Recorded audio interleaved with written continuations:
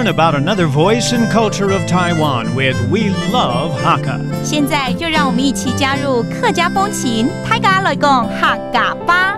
Hey, it's time for another edition of Practical Hakka on FM 100 ICRT. Hello， 好，大家好，我是 Alice Peng。Hello, 你好，大家好，我是 Joseph Ling.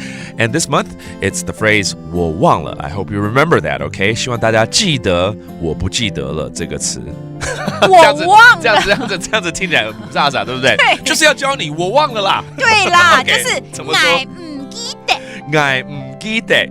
有什么事情会忘了呢？有可能是开会忘了啦，有可能是钱包忘了带啦，那就跟人家借钱啦。没错，也有可能去看医生啊，有时候真的会忘了健保卡。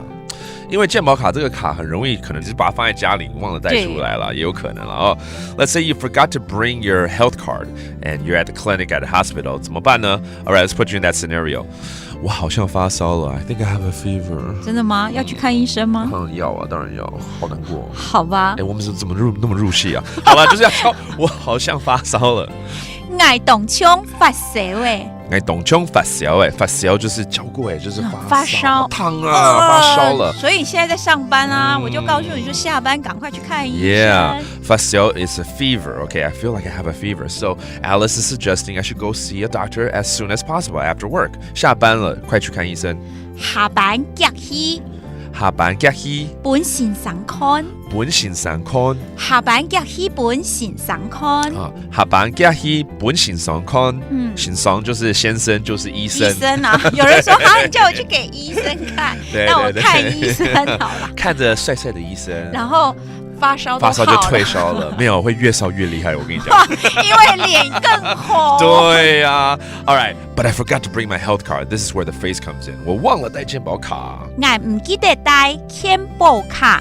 我唔記得帶健保卡。健保卡就是健保卡 ，That is your health card. 健保卡，健保卡。没有带到健保卡，那就只好抵押钱啊。其实带着健保卡还是可以退费嘛，对不对？ All right, that's all you need to do. But let's review some of these phrases, such as having a fever, 发烧了，发烧诶，发烧诶 and then the doctor, 医生，先生 and finally your 健保卡 which is your health card. 健保卡 That is the national health card here in Taiwan. All right, it's all about forgetting things. So if you forget something, you can say 我忘了，我唔記得， And now you know. That does it for today's Practical Hakka. 什麼大家？安子 say 張來了。